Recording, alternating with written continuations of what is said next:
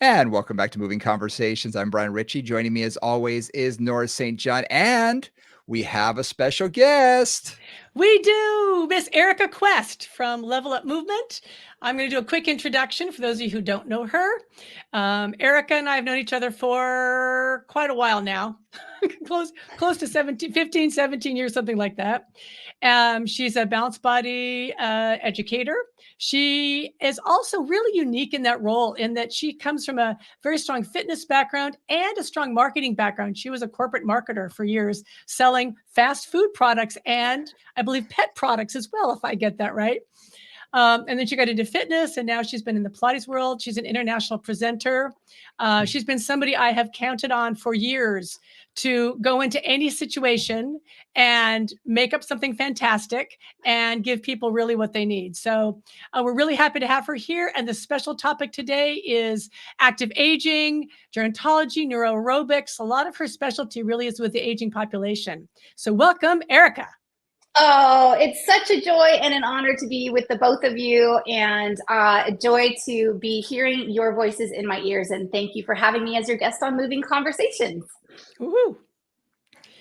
So let's start a little bit with Erika. Why did you get into this whole field of working with seniors? Tell us a little bit about your why. Why are you doing what you do?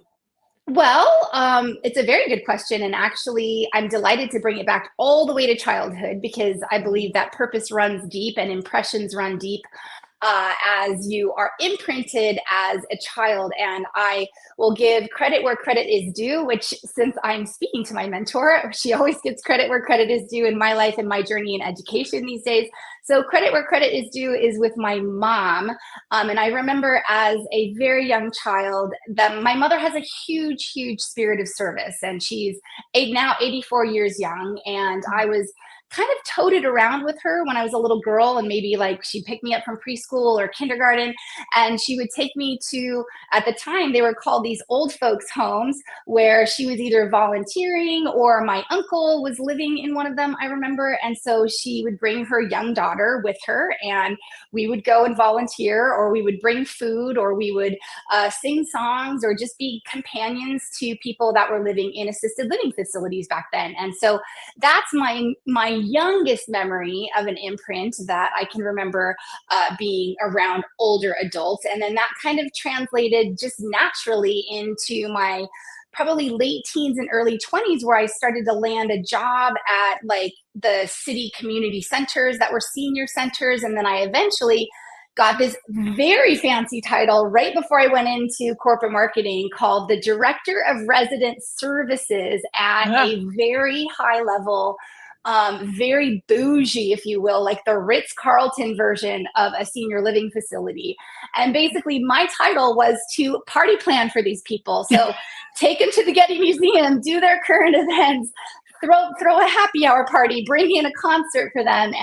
And so I've always had this undercurrent and this passion for the active aging population. And now it really resonates for me, having older adult parents and wanting them to really live well and grow old well and be able to perform their activities of daily life for as long as possible in their homes independently. And then I'm not going to lie, because I'm getting up there in years, I'm starting to think about myself too. So that's a little brief background of, I think, the why behind this audience and how it's just naturally resonated with me since a child. Nice. Love it. Very cool. I love what you did for the community center. I mean, it's sort of like on the Love Boat, Julie, the cruise director. I was full on cruise director, and it was so much fun. It sounds like it. It sounds like a blast.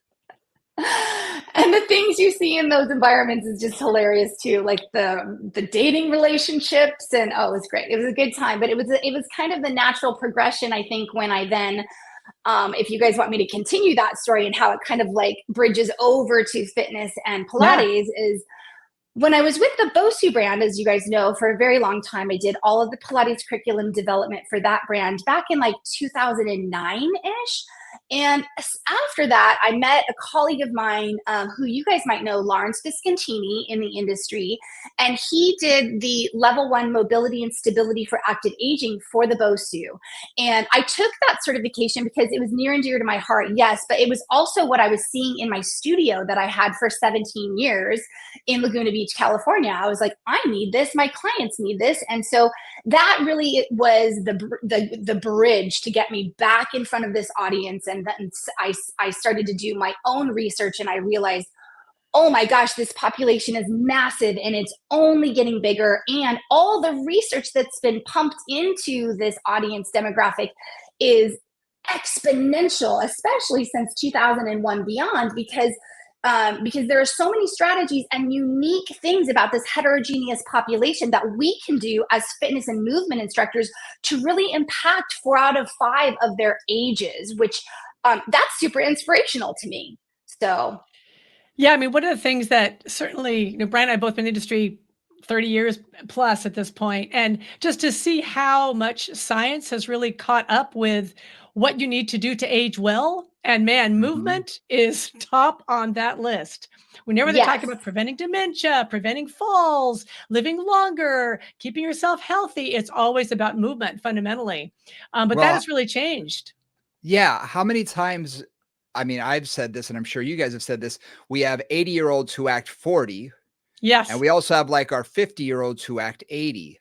Yep. And I think movement is really the through line with that. The ones who stay Mhm. active longer through life and continue to move, they're the ones who act much younger. They wanna stay active, they wanna stay healthy. They're the ones that come to me mad that they're in pain because they're like, "I wanna keep doing this, I wanna keep going." Whereas, the younger people, some of them at the point when they hit 60, it's like, "All right, it's time to slow down now." And it's like, "Slow down, you ain't been moving yet." Yeah, it's true. And the science really does suggest that exercise, the best thing that we can do, or the number one best thing that we can do for our brain, especially as we age, is movement. And it really helps with mood, mindset, and Mhm. angiogenesis, which is basically the formulation of new blood vessels. And it can those new blood vessels can even occur in adulthood. So the kind of old adage of the fact that, like, you can't teach an old dog new tricks is incorrect. And so I would like to say that, mood follows action, as Rich Roll coins it in his podcast. And so movement and mood go hand in hand. And Mm. as we see decline in and basically general oxidization of the brain and of the body, the more that we can focus on movement, not that sleep and diet don't have anything to do with this, because they most certainly do, but the more that we can focus on mood, or excuse me, exercise to help with social aging and biological aging and physiological aging and psychological aging. Literally, exercise impacts 4 out of 5 of the agings, right? And that's an amazing, amazing thing if you think about it. And the brain can change and become more plastic no matter what age you're at, which is like super, super exciting. One of the things, Erica, that I know we've talked occasionally about, and I've been really intrigued by, is this idea of kind of neuroaerobics, and that you don't just do, like, with your seniors and your active agers, you don't just do movement, but you often really include a kind of a cognitive component or a memory component with it to try to get multiple things happening at the same time. I've always been really intrigued by that, and not quite, like, what do you do? How does that work? Well, I mean, so there's a lot of things. There's a lot of research on brain games and applying brain games associated with movement. So the Mhm. technical term, as I understand it, for neuroplasticity, neurogenesis, neuroaerobics, is that it is not your grandfather sitting on the couch and doing a crossword puzzle. While that Right. is good, it is improving a specific task that they are doing at that given time. Should they stop doing it? Mm. Absolutely not. But what actually lights up the neural pathways in the brain centers more and can really help with creating more plasticity of the brain is applying movement to these brain strategies. And what's really cool about it is that we don't have to really do anything fancy. Like, you don't need to be doing a burpee while you're doing any of this stuff. Like, you can just be marching in place, and you can be I don't know, like recounting a phone number, or you can be spelling colors or spelling words. And I've turned it into part of my practice, and I make it really fun for my clients. But what I will say is, on the neuroaerobics side, you want to be cautious about how much you put in your programming, because it can also be a bit on the frustrating side as well, like especially if you're just starting to introduce these types of strategies to your active agers. So, but yeah, there can be structural changes and volumetric changes in your brain from physical activity and exercise. You can increase your BDNF, your brain-derived neurotropic factor, and your molecular changes, and your neuronal changes through neurogenesis, all with applying many strategies that benefit the active aging population. And some of that comes through brain training. Nice. Very cool. So what I'm getting here, which is very cool, is you combine the physical, right? Doing a workout, like I'm thinking of in Pilates, footwork, with cognitive stuff, either memory or, again, spelling along with the movement. So you're getting multiple systems going. And just to back up a bit, so neuroplasticity is that ability of the brain to change and the nervous system to respond to new input and to make new pathways, to make new connections, which as we age gets more and more and more important, because a lot of times some of those pathways start to fade and dissolve, and that creates things like dementia and other kinds of, more serious issues. So you're really looking at trying to keep that brain active, and then again combining it so that you're not just getting like proprioceptive feedback through the body and blood flow and that kind of thing, but you're also getting the cognitive piece with it. That's just like super cool. Yeah, and it's one of those things where the brain actually thrives on stress. So it has to be stressed to a certain degree. Like, nobody's asking you to like jump off a cliff and spell a phone number at the same time. Like, that's a little bit too much. Thank God. But the brain actually, imagine like you're standing in your kitchen and somebody comes up behind you and surprises you.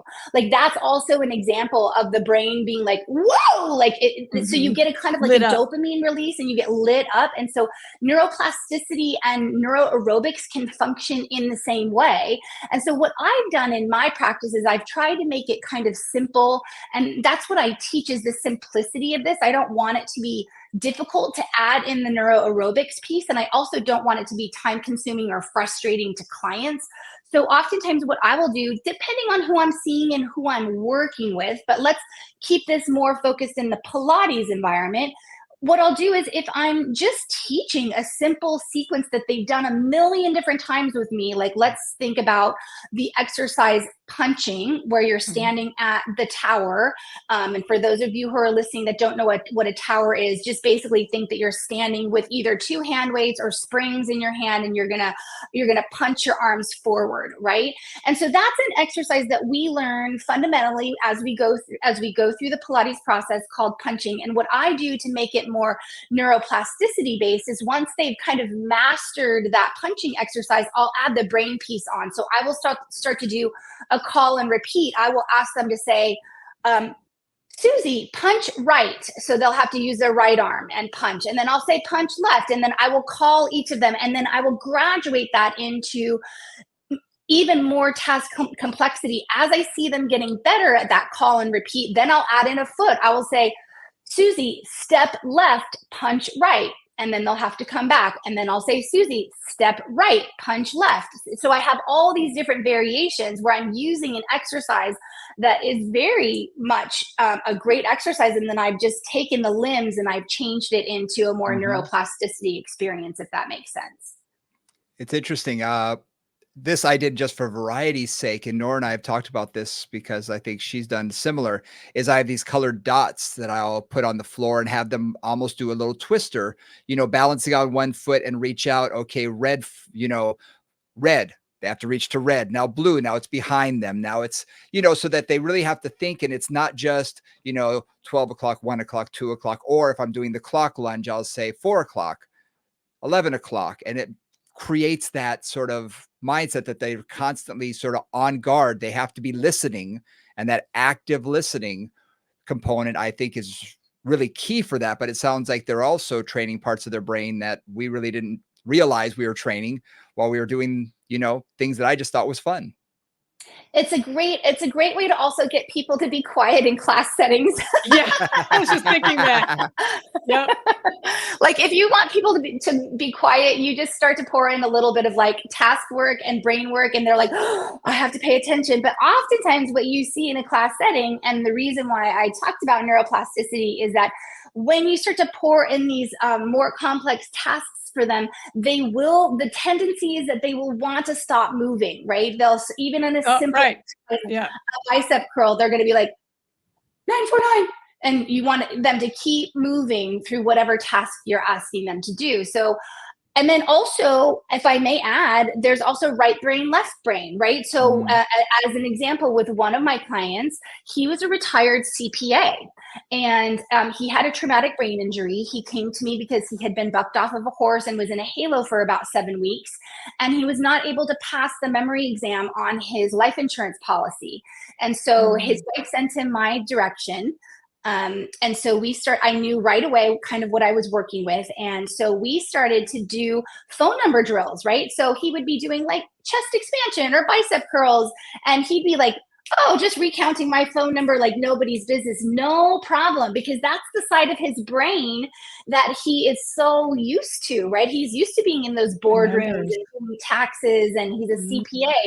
The minute that I started to tell him a story, and this is another tip or trick, I tell a lot of personal stories for also the social aging component, so that relatability component, that like, maybe I have a blue stand-up paddleboard and I'm out at San Onofre and I'm going to take my blue stand-up paddleboard out. Or, I never made him spell turquoise, but I would say, can you spell the word blue? And he would completely like he couldn't do it. So it's also a side of the brain. It's a right side, left side thing too, because there's obviously a more didactic, numbers related side, and then there's a more creative side of the brain. So you want to also play with both if you can and you're willing. So I'll just step back a minute, because you talked about the 5 different aspects of aging. You kind of whipped them off. So let's just go back for a moment and then just like talk through those, because you said social aging. Yeah, so so there's only 1 out of the 5 types of aging that cannot be changed. So I will name them. There's your chronological age. Right. There's no quiz, so we can just divulge. That's number 1 you can't change. Then there's your biological age, which is essentially what's going on inside your body from a cellular level. So like this would be, for instance, say you go to your doctor and you have your blood panel pulled, and oh my gosh, you are type 2 diabetic or pre-type 2 diabetic.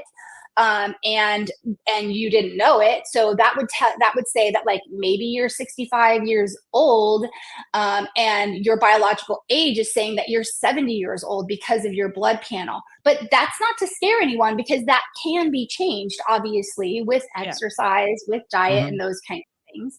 There's also your psychological age, right? So this is oftentimes after people kind of like not let go, but they move out of their purpose, meaning they've been working their entire lives, and maybe they've been a high level executive. I've had many of these types of clients, and they lose their purpose. And so oftentimes what you'll see is if they're not hobby seeking, if they're not taking care of their body, this is where depression can start to come in, high levels of anxiety and mental health issues. And obviously movement and exercise can change that mood and that mindset. So there's chronological, there's biological, there's psychological, there's physiological, which is basically, how are they able to perform their activities of daily life when they wake up in the morning? Can they get up and perform all of them without assistance? Are they able to still get up and get down off of the floor? Do we need to focus on more lower body strength and power for them to help with that? Is sarcopenia present? Is osteoporosis present? This is when a lot of the conditions that we're dealing with will come in. And then there's our social age. And the social age is also really important, because social aging really also impacts depression and interaction. And it really brings them back, and us back, to that sense of living life and community. Cool. Thank you. That's good. I find it interesting that you mentioned the psychological. Literally an hour and a half ago, I was speaking with one of my employees about this, that two of her people who have been with us a long time, we've known them for a number of years, and both of them, since they're retired, have become, and they love to travel and things, but they've sort of, one of them was super focused on work and everything, but now they become very scatterbrained, Yes. and, trailing off in the middle of a story and not completing the story, and just almost as though they can't stay task focused. So it's very interesting that you mentioned that part of it, because we do see it among retirees. Yeah, and I think that also it's just the general nature of the oxidization of the body. I mean, people ask me like oftentimes, well, what do you do if they don't understand, or if that so you have to have also quite a bit of patience, and also the ability to slow down. I spoke of this at a workshop I taught just recently, where oftentimes we are speaking too fast and our cadence needs to slow down, because so many things happen with this population. There is loss of hearing, there's loss of eyesight, there is heart issues, blood pressure issues, there's vertigo, there's all these things. And so they're also dealing with also potentially polypharmacy, which is where they're seeing maybe 4 doctors that are prescribing a variety of different medications. So on any given day, there could be a brain fog thing going on, and that could be impacting them too as well, Brian. It could be even outside of the mental health side of things. So. Absolutely. You mentioned the slow down your speech. I want to ask you, this is something that I've noticed with some of my employees, and maybe you can help me work with them a little bit. How do you slow down the speech without sounding condescending? Sometimes when we have a tendency to slow down, it's almost as though we're talking, like me, I'm like talking to my kids, and you don't want to do that, because I actually had heard a client mention this to, me, and say, it sounds like, he's condescending me when he's talking to me. I'm like, okay, I'll take care of that, and I think he's just trying to, make sure she gets it. Right. So I would say that maybe if it's not slowing down the speech, it's more of an economy of language opportunity there. So, sometimes I think, and again, this applies to all populations, not just active aging. This applies to us as just students of movement and motor learning in general. Oftentimes, we're trying to, as instructors, move them towards a level of performance, when in reality they're in a phase of learning. And so it's okay for us to actually be a little bit more quiet and be like, okay, that's what's happening for today. They're moving well for today. They're being safe in that movement. Obviously, we want to make sure that we're as safe as possible. And they may not be performing that task as I had intended it, but we'll try it again in 2 days from now and see if my coaching, my cueing changes, and see if I can, bubble up something different to the nervous system for them. So patience comes up a lot for really all ages, because, we're the instructors. And I think oftentimes I have to remind myself that my clients are not coming in to perform the Pilates Olympics. They're not going for the gold. As Kara Reeser would say, she's the one that said that. She's like, you don't need to panic. Like, nobody's going for the gold right now. Like, just move your body and feel good about it. So. Along with that too, I mean, I always feel like some of that is your intention. Right. It's like I can speak slowly because I teach a lot in translation and stuff. So I have to speak slowly for my translator, and I just speak more slowly.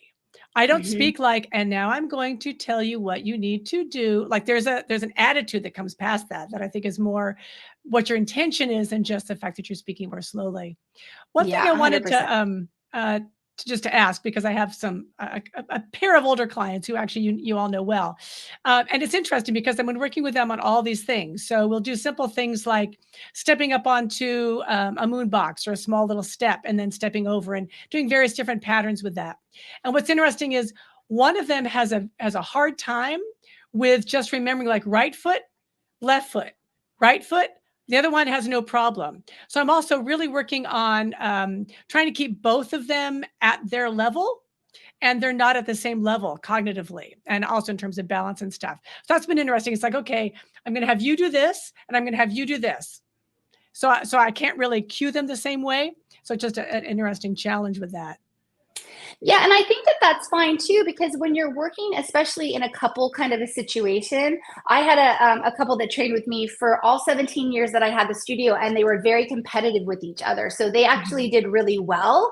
But in situations where you have people that are kind of like, not like they're competitive, maybe not in a good way and or a Yeah. healthy way, you might need to break them apart and have them do different tasks. And or I would, if it were me, I'd probably turn it into more of a circuit where they could, where somebody was Ah, doing a particular exercise on one machine, somebody was doing another exercise on another machine. And what I would do is I would make each exercise different. So if it were me, I would have somebody maybe just doing a simple step tap on a BOSU or a dome compression to really get that tibialis anterior fired up for fall prevention. So I'd be working on fall prevention in one station, and maybe in the other station, I'd be working on neuroplasticity. So I could then stay away from the person that's doing the fall prevention exercise, because that's a pretty basic thing, just stepping yep. on the You dome. can leave them be. And then Yeah. yeah, and then you could move over to the neuroplasticity side of things and work individually with that person, and then they get to swap. And then there's also not as much time paid attention to what the other person is doing, so Yeah. they don't Yeah. have that opportunity to like, oh shoot, I'm doing it wrong. Because that's the other thing, is that really positivity is where it is all at. And I think it's just Yep. a general statement, but if you want people to learn on the motor learning continuum, and you want to move them into that kind of myelin wrapping of like doing their repetitions and heading towards performance and doing that task better, you want to focus on positivity, because dopamine has a big interaction with that. That's really So interesting because even when people are spelling my phone number out loud wrong, I'm like, good job. Yeah. it's interesting that you mentioned that, because you listen to most personal trainers, and I come more from the fitness side. It's very much correction. You're correcting people Mm. what they're doing wrong. And over the years, I've gotten into more, that's gorgeous, beautiful, that's perfect. You know, even if they're only at 80%, if it's better than it used to be. So you give that positive reinforcement. But even when I hear the gym I go to, you know, on the weekends, I hear some of the trainers, and it's more not scolding, but definitely a correction. They only hear the negative. They're not being praised much on the positive. So I think it's so important for us to focus on the positivity. It's a It great is. thing to And when remind. the research also does suggest, when you're dealing with like, a task learning continuum, that the more that you can focus on what they can do versus what they Yeah. can't do, the better results you're going to get, and the better they're going to feel at their session and after their session, which, let's talk Erica's marketing brain for just a moment. The more that you can move them along the path to purchase to that loyalty level, the more they're going to keep giving you their credit card and sign up for the biggest package ever. And so yeah, if you can focus more on extrinsic cues, so cues that are more outside of the body, and intrinsic cues that are inside of the body, or a combination of both, and keep them positive and see what works for them, the better off you're going to be, versus like you're doing that wrong. Because what truly is wrong when you're dealing with asymmetrical humans and bodies that are all different shapes and sizes, as I see it? Yeah, I love that.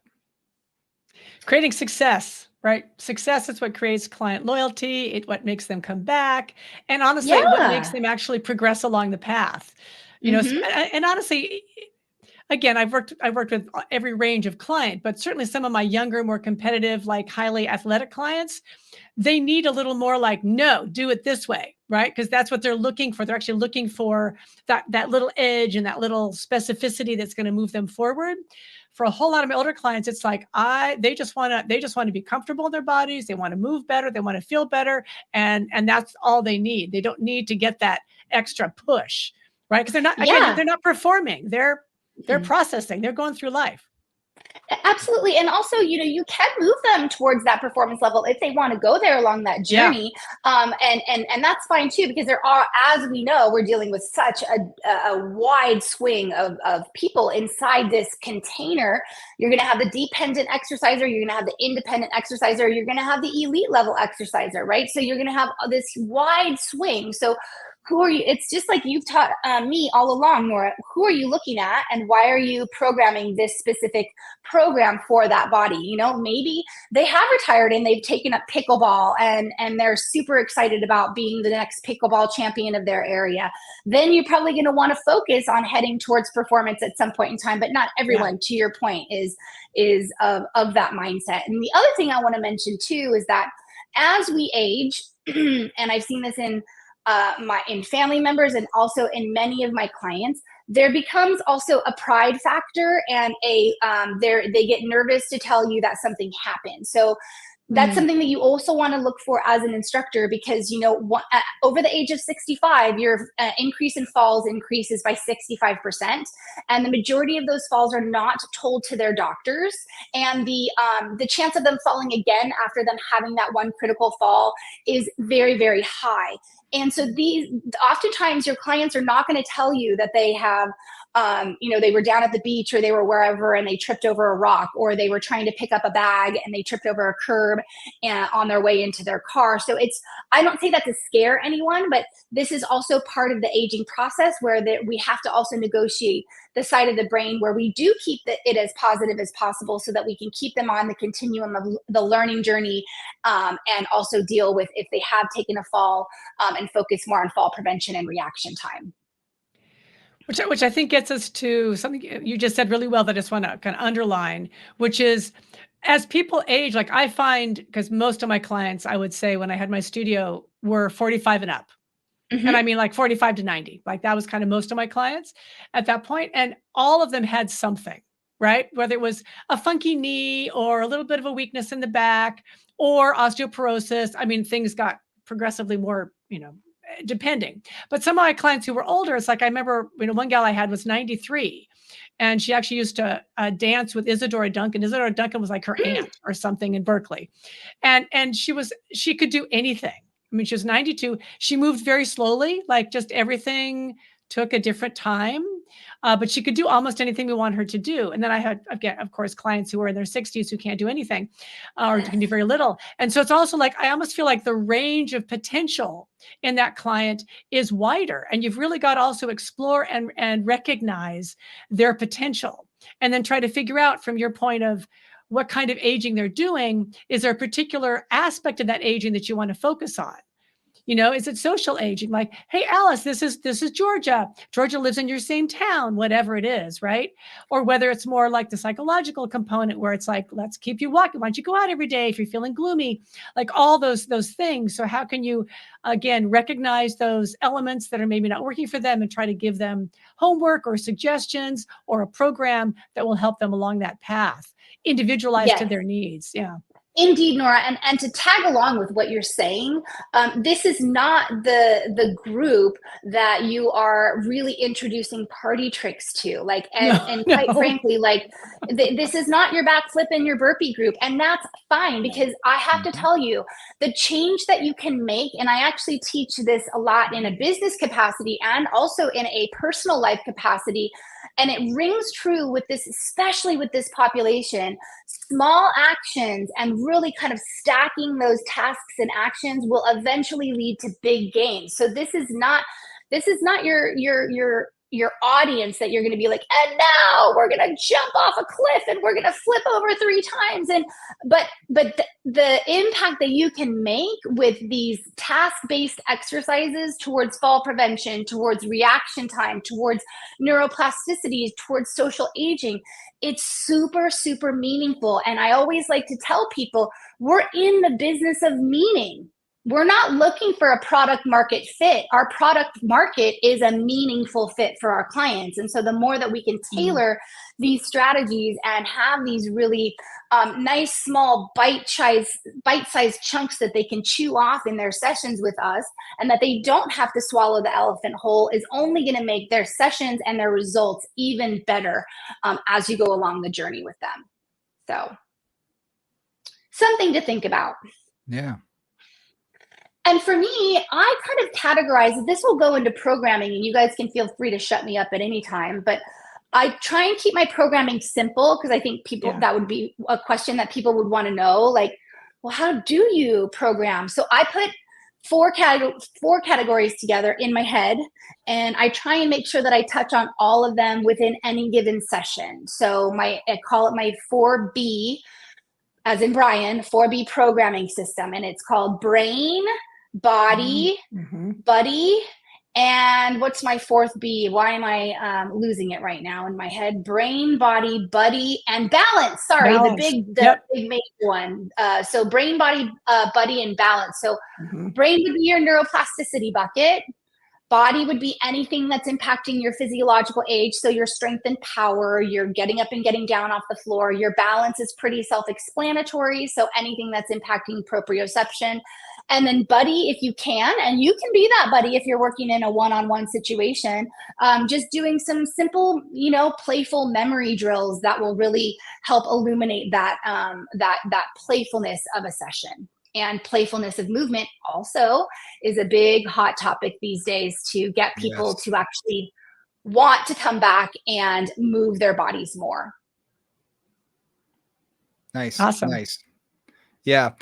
I love the buddy part, especially because there are a lot of people out there who don't have that social component in their life. They have their spouse and that's about it. And maybe they have their kids and their life becomes very small. Something that one of my clients sort of brought up here in our studio, she was 85. But every time someone new came in, she would go over, introduce herself, start talking to them, make them her best friend. So that every time she came in, it was like, how are you? And she'd always remember everything about it. And like I say, this is an 85-year-old who is just the sweetest woman who just wanted to be friends with everybody. And it really made a huge difference.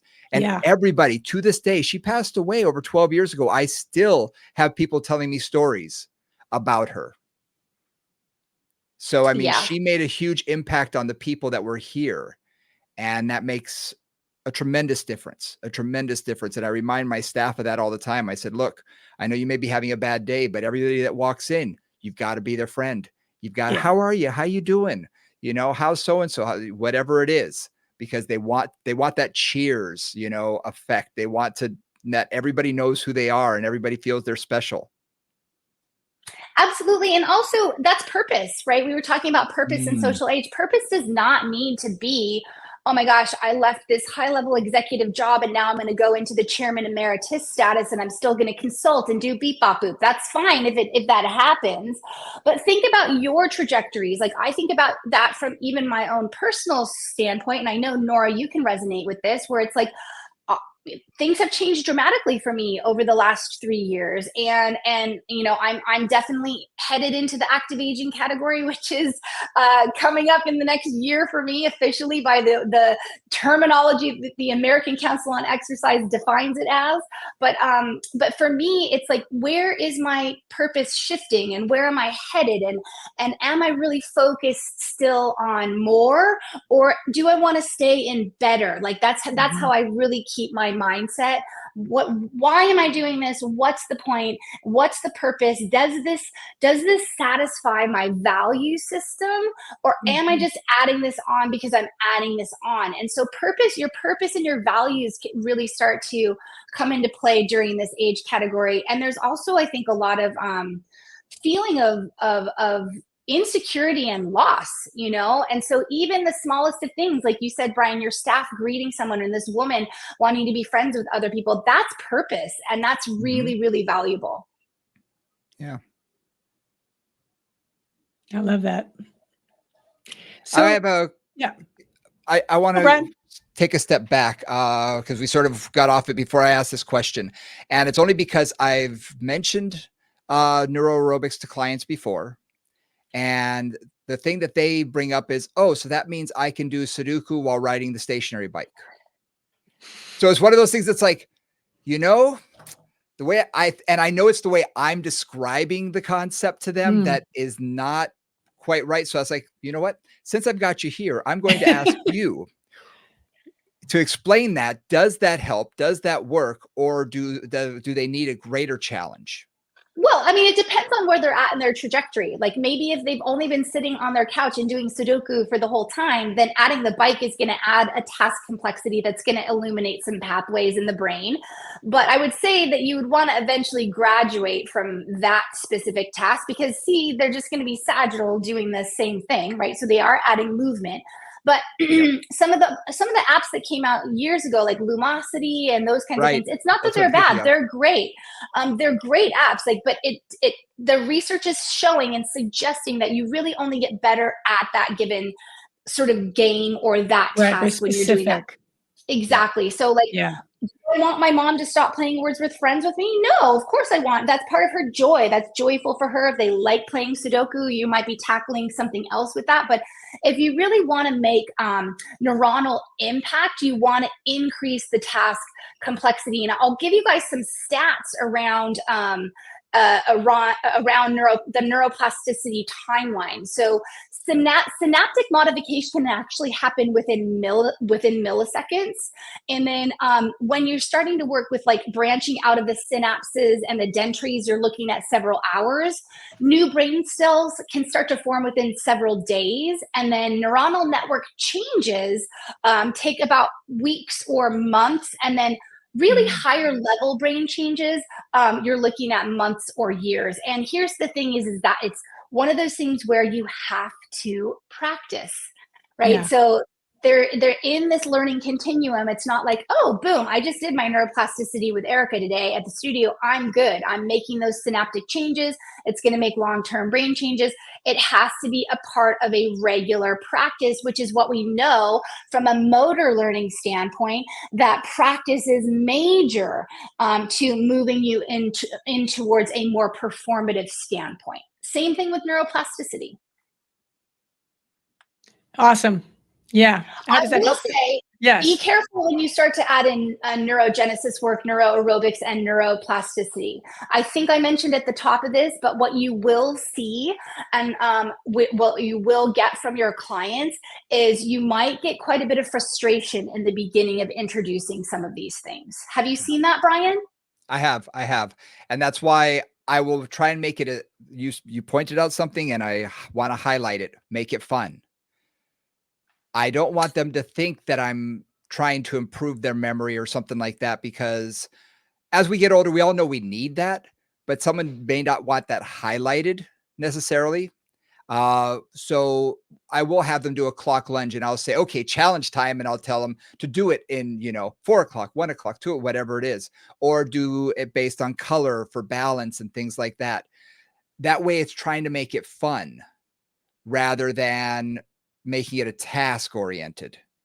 Yeah. And So also, that's you are really in those moments in time. Like I said, there's so much happening and firing in the brain. Like for me, I tell myself no more than about 2.5 to 3 minutes per session of that type of work, because they're also having to really pay attention to other things that we're doing with them anyways. And particularly if we want to skew towards the Pilates side of things, where there can be too much language in that, where it's like, and now you're going to do this, and then you're going to externally rotate your hip, and you're going to you're going to lift your chin, you're going to extend your thoracic spine, and you're going to do all these other things that you're pouring in this landscape of this one particular exercise. It's like, it's one of those moments where your clients just get overwhelmed and you just got to go, that's it for today. We'll work on it at another time. So a very complex Simon Says sort of thing. yeah. Yeah. I've done a lot of work, actually as an acupuncturist in my sort of my other job, and massage therapist with people who had, more serious neurological issues and that kind of thing, strokes and that kind of stuff. And it was always really interesting because you could see what I call neurological fatigue set in, and it's almost like they just shut down. Like when you push that brain too hard, especially if there's trauma or post-stroke or whatever, man, it's like the blinds go down and nothing can go in. And it was always like, it took me a while with my first few clients to know, like, be able to sense we're getting close to that edge, and then to stop, back off, and move on to something else. And that took a little bit of time of really watching how they were responding and knowing when like frustration was overcoming fun, or complexity was overcoming like their ability to really manage it and figure out where that level was for them. That took just a bit of practice with each individual client. And then, maybe slowly building on that, but really keeping it pretty straightforward and really trying to recognize when things were just, starting to get to be too much. Yeah, I put that in the category of what I call my triple C, which I think Nora has heard me talk about before.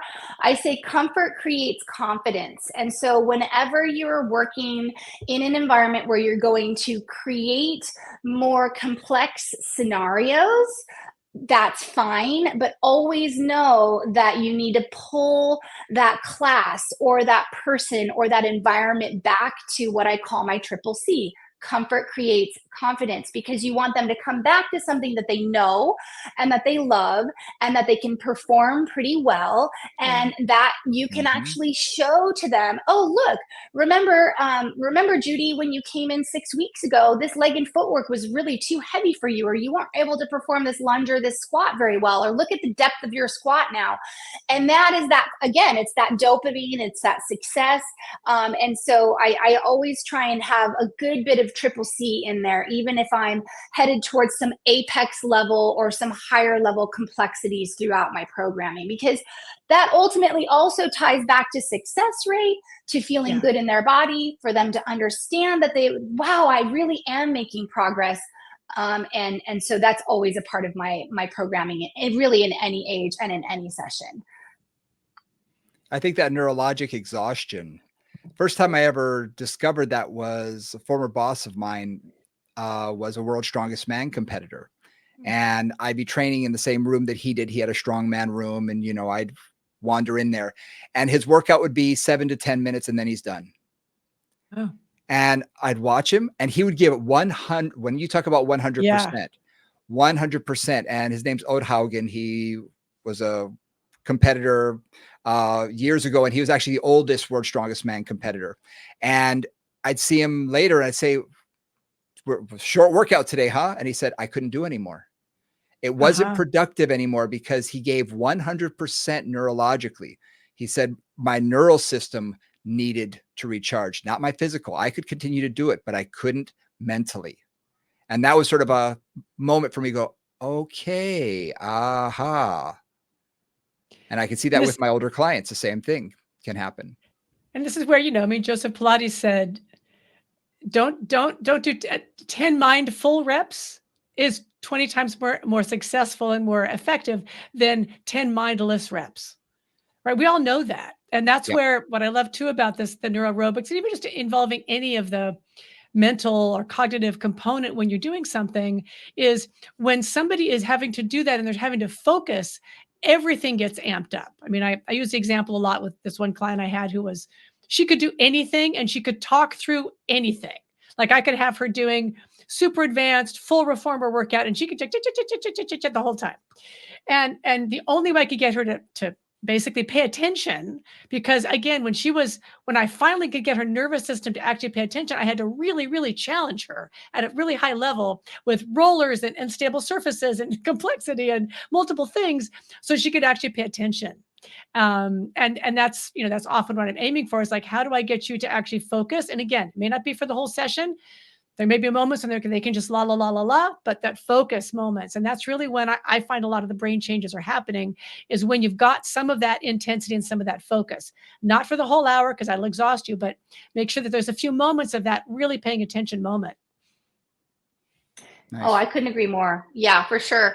And you want to kind of couple some of these neuroplasticity, neuroaerobics tasks in a variety of different ways too. Like you can do reaction time drills. Like I teach a very simple drill called the hot cold drill.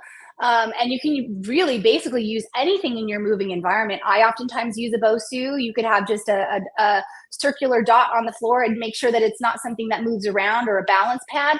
And many of these things that you could do with these drills also, they build into a variety of different other things. Like for instance, on hot cold, I basically have somebody's foot on top of, let's say, the BOSU at this point in time, and their foot can be down on the BOSU as long as I'm saying the word cold.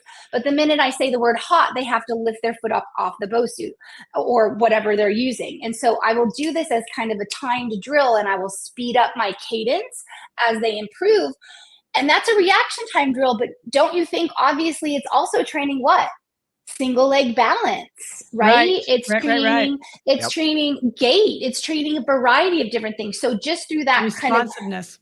That more responsive reaction drill, I'm actually covering off on a whole host of things in that actual one exercise, which is awesome. So love it. It's awesome. Yeah. The big things for us in this category: fall prevention and reaction time. So the more that you can really work on honing those types of exercises that support fall prevention, such as strengthening of the tibialis anterior, really strengthening the core muscles, the quadratus lumborum, all of the trunk muscles that help with catching themselves. I mean, you just think about yourself. You trip over a curb, or you stub your toe. What are you using to catch yourself? And the more that we can focus on that throughout the sessions, along with a good whole body programming sequence, the better.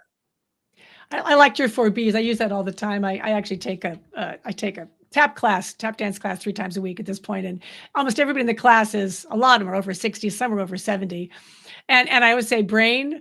Actually, in that case, say brain, bones, balance. But and then the buddy piece too. But I also say bones, because for them it's also impact and osteoporosis prevention, that kind of thing. Yeah. Yes, I mean the fall prevention piece is a huge topic of conversation, because unfortunately the oxidization of the body, as we know, it gets harder and harder to get down and get up, and so we want to prevent the risk of falling as much as possible. And preventable falls, are again one of the leading issues in people going to their doctor's offices, being in emergency rooms, and those types of things. And a fall in the active aging category, it becomes so much more critical, and also degenerative, as far as like breaking a hip or being in the hospital long term. So one of the things that a bunch of research showed was, essentially, if you're immobilized for a period of time, especially as an older person, they did this study, which, that a whole bunch of guys who are college age, and they basically put them in bed for 3 weeks, and they saw how long it took them to get back to their previous level of fitness. This was an old study, and it took them at least 3 months. So every week was like 4 weeks. Then they did the same group when they were in their 50s. So 30 years later, they did the same group, and many of them never recovered their previous level of fitness. Right. So, immobility is one of those things that we just want to minimize as much as we can. I think about my mom, and she won't be mad if she actually hears this, so I can talk about her. But right prior to COVID, she actually shattered her ankle. She was a preventable fall, and she was going to somebody's house for, I think, a Bible study or something of that nature. And there was a hardwood floor, and it was a dark hardwood floor with a step down, and that was the same color, so she couldn't really see. She was holding something in her hands, and she fell, and she shattered that ankle. So she was in a non-weight bearing, immobile state in a wheelchair for close to a year, because she had to be non-weight bearing previous to the surgery for close to, I would say, almost 3 to 6 months. She then had to have that surgery and had many plates put in that ankle. And then she was in non-weight bearing until she could get through her physical therapy. And thankfully, yes, my mom does do Pilates twice a week. I am not her Pilates instructor, for good reason. And it's a joke, but it's not a joke. I love my mom dearly, but I don't need to be her Pilates instructor. We hire that service out for her. No problem. I am happy to do so. But, thankfully she had some good bone density and some good, muscle going into that. But even she's 84 years young now, and she's doing great. But the recovery from that was really, it took her a very long time. And I can even still to this day see her just, the word that I'm looking for is is like she's a little shy as far as her balance is concerned. You can Oh, tell that there's a little Mhm. undercurrent of nervousness Mhm. still, and she's really watching, because imagine a fall of that capacity, and how badly it impacted her. And so I'm happy with where she's at, but we want to keep her going in the right direction. Yeah. All it takes Absolutely. sometimes is for one issue. I'm thinking of a gentleman who walked, no problem, totally mobile, 80 years old, probably 82 at this when this happened, fell on the stairs, but going up the stairs. He Mm. tripped, caught himself, but then psychologically lost it. He hurt Mm. himself enough that he was going to be in bed for a couple days just because of his back, his knee, his hip. And then after that, he wouldn't get out of bed. And he Mm. was, this was the sweetest man you'd ever want to meet. And he would be yelling at anybody trying to help him because he was afraid of pain. Mm. And it took me actually to go over there and, I hate to say this, yell back a little bit, because he trusted me. And, I said, you're only allowed to yell at me if I hurt you. And he was like, oh, okay. Because he was afraid It of was being hurt. fear. It Yeah. was fear. And when we got him back to walking, he never walked without a walker the rest of his life. Yeah. And before that, he had no problems. So there's a lot of psychological component to that. And like you said, the immobilization, it doesn't take that long. Mhm. It doesn't take that long. So Mm. yeah, they're pretty fragile at that state, or they can be. Yeah. Some people are. But bringing it back to the joy piece, the cool thing is Yes, that I think that we can make such a significant impact on this absolutely. population. It's that small actions to big gains piece that I always try and remind myself of, and just habit stacking, movement stacking, and just really showing them what they can do in their life, and help them live as long as possible in that independent exerciser category. Yep. Yeah, as you're talking, I was just thinking about all the clients I've had who, regardless of what state they came in with, like to see how their personalities shifted over time. Like some of my clients came in, they're really prickly or very defensive, and just like everything smooths out, Yep. whether they're old, whether they're young, whatever the situation is. And what we do is it just makes such a difference in their lives. Having somewhere they're Yeah. safe, they're successful, they get to move, they get to have their buddies going. It's really awesome. So, Erica, thank you. There's a lot of practical tips in there. There's a lot of little gems in terms of things to start playing with clients.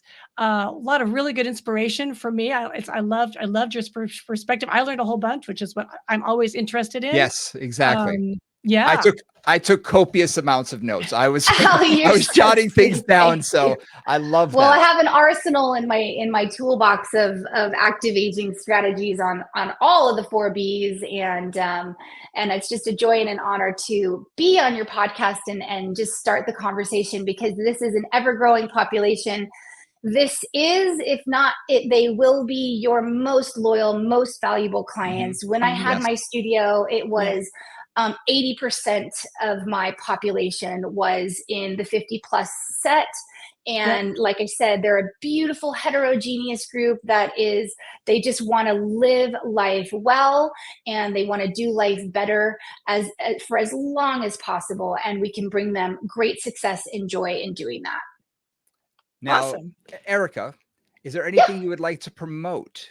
Anything where can we find you? Where can people, Well, see you? I'm the founder of Level Up Movement. You can find loads of content on Level Up Movement, including Nora and Brian, who just did a great clustermind. Let me define clustermind. A clustermind is a fandangled word that I pulled out of my rabbit hat a few years ago, which it's kind of a small mini workshop. It's about 90 minutes. It can be a little bit of a combination of a class, but it's also some lecture at times. It's a variety of different things. And you can find some of my work up there. I did a whole neuroaerobics in the Pilates environment Clustermind in November. There's actually a bunch of active aging on there. Valentine has an active aging one. She's doing another one coming up. So we have a good battery of resources in that in the healthy aging, active aging world.